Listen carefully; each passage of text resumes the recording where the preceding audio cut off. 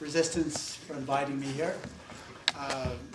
I've had quite a lengthy association with the Resistance Comrades. I've been here over the years, different times, and I've participated in their meetings. And basically it's out of having a sort of an attachment to the group because it was such an important part of my life at a particular period. So I thank the comrades. Now, one of the reasons I'm here is to promote this publication, a book, Revolutionary Activism in the 50s and 60s. And the title is deliberately chosen. It's not an intellectual history of the period. It's not even a history of the ideas of the period. It's a history of really what went on. So what I try to do is describe what it was like, in the beginning, what it was like for an ordinary worker to come to revolutionary politics. Because I came from Northern Ireland as an immigrant to Canada, uneducated. I came from the poorest of the poor families in Belfast, Protestant, Argyle Street, Shankill Road. I never met anyone or knew anyone who had been to high school. I'd never met anyone who had been to university. So I headed off to Canada as an immigrant, uneducated basically, and by accident, really a contingency, I ran into a small revolutionary group in Toronto. So what I try and do is describe what it was like in those years in the 1950s. Some of you, I've heard it expressed before, what's happened to our period, where are we now? Comrades, you had to be in witch hunt, red baiting McCarthy, North America to know what reactionary politics is like and what it is when the idea, even the word socialism is anathema, when there's no discussion and you're just virtually holding on, preserving the idea of socialism. That was North America, that was the United States, and also Canada with its own version of the witch hunt. So those were very hard times. And if I drew a comparison today, I would say there's a multitude more of people who consider themselves Marxists, revolutionary socialists in one form or another, radicals everywhere. And those days, the Marxist left was indeed tiny. So I'm trying to give you a sense of perspective that, and this is always true in history, we never start from the beginning. We start with some accumulation of experiences, what we have learned, and we go from there. I might add that in Canada, there's tremendous interest at the present time about what's going on in London and in Britain in the discussions about possible socialist unity. If that is of email lists or anything to go by. Something happens and immediately my inbox is full of stuff, but what's happened here or there. And there's tremendous interest because to a certain extent, in regards to discussing about cooperation, about having some type of ongoing dialogue, and I state that deliberately in very modest terms, there's nothing like that that I know of in Canada. There's nothing. We've gone through several attempts at trying to do that, and they haven't produced much results. But for you to begin now, I think is very important, and you have to be conscious of the international effect you're having. I'm sure many people will be watching your discussions to see how they go. Based on my experience, I've been around, I'm talking about 1955 that I joined a revolutionary organization. So that's a long time. I was I was 21 years old, so it gives you some idea. What I would say to you is be very careful about drawing balance sheets too quick. And I started to detect that in the discussion before us. I would say to you, comrades, there's no future in that. when we talk about history. It takes time to decide that. The historians will decide that. We have great difficulty ourselves because of our very nature and the nature of our politics, making the balance sheets that other people will accept. And when I write, especially the second volume of what I do, what I've written, I don't try and make balance sheets. I don't try and interrogate that history. It's so easy today, and I've read many of these sorts of memoirs where people retroactively make judgments on the past, and they show now how they are very superior today, and how in the past how wrong people were, etc., etc. I don't see any virtue in that. I don't see any virtue in that. So I'm cautious about drawing balance sheets. Nevertheless, I think your discussions about the 60s and what happened is very important, because it helps us turn to the future. It's a way we begin to come together to each other, exchange ideas, and if we're able to be flexible enough, we may come together to discuss what the future of politics will be like and what our future relations with each other will be, and what kind of organization we need. I think that's what the past does for us, and that's where it's important. Now, when I was writing, I started this basically with the following motivation. I've been involved in a few projects in Toronto about uniting the left, and they didn't seem to be going anywhere. I'd made a tremendous, Jess, my wife and myself, we made a tremendous effort, committed a lot of time to it. We didn't see it going anywhere. So at one point, I sat down and I said, well, I think there's fewer people like me around, my age around, who's been through this experience, who can actually tell something about it. So I began to put the notes together, put the story together. And as I was putting the story together, I was reminded of E.H. Carr's, the famous, there's a Cambridge historian. Remember, he wrote the famous history of the Russian Revolution.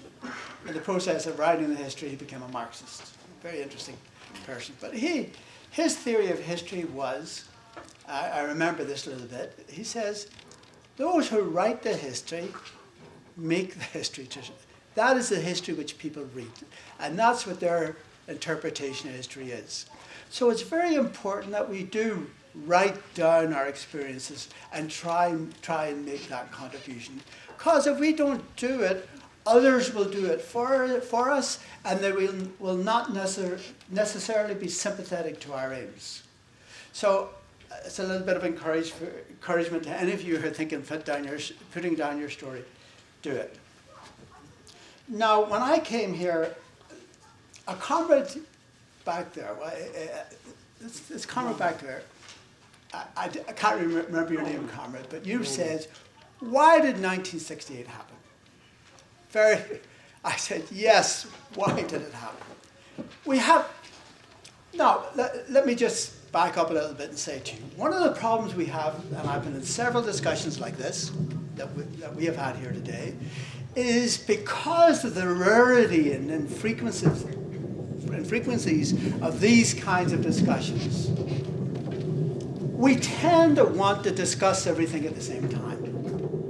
And so in a certain sense, nothing gets discussed fully out. And all the discussions tend to be partial. So I caution that.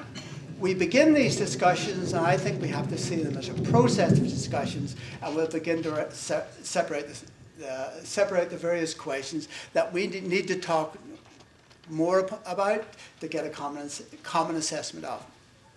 Now, the comrades said, why did 1968 happen?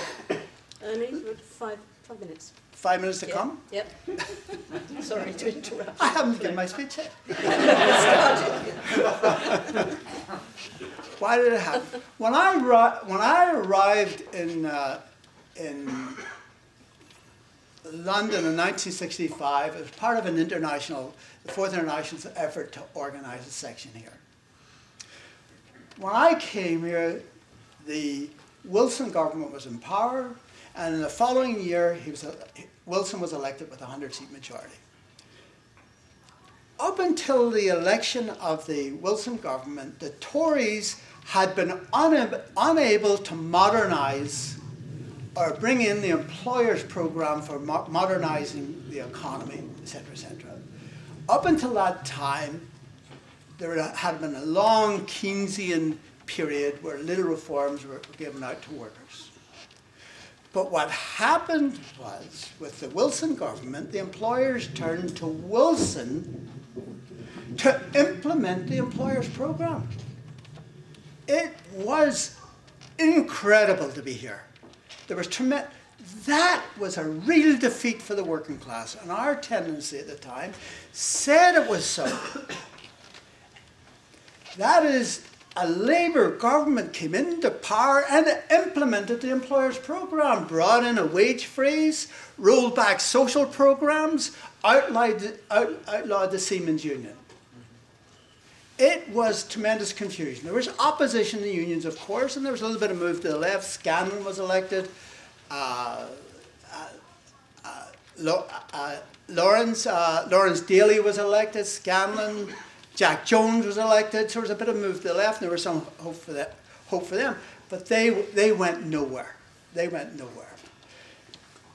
So there was, at the same time of one part of the modernization was a huge expansion of the educational system. Little colleges were built all over the country. You had people going to university and colleges who had never had an opportunity before. So there's a massive expansion. And as that was taking place, because of the war in Vietnam and a whole series of issues, the ruling classes lost the moral authority over the younger generation. You could see it.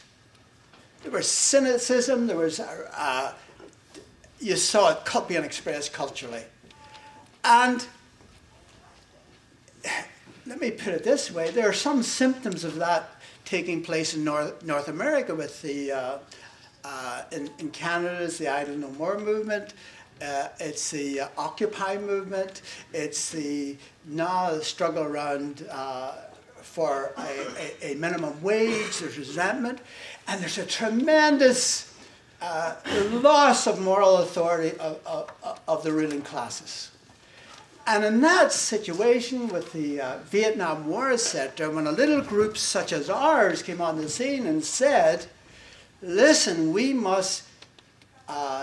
Do something about this war to begin to try and reverse it. And at the end of my 15 minutes, I was going to talk about the importance of politics. I would say over the past few years, because of the neoliberal onslaught, there's been a retreat from politics in the left. We turn away from them. We find solutions. We no longer think, how can we do things at the level of the state to make a difference? Now, of course, we can't be confused and think we're a mass organization. Even IS, at its best, at its highest number, was still really a propaganda group. Its main activity was propaganda. I'm not passing moral judgment on it. That's the reality the left found itself in.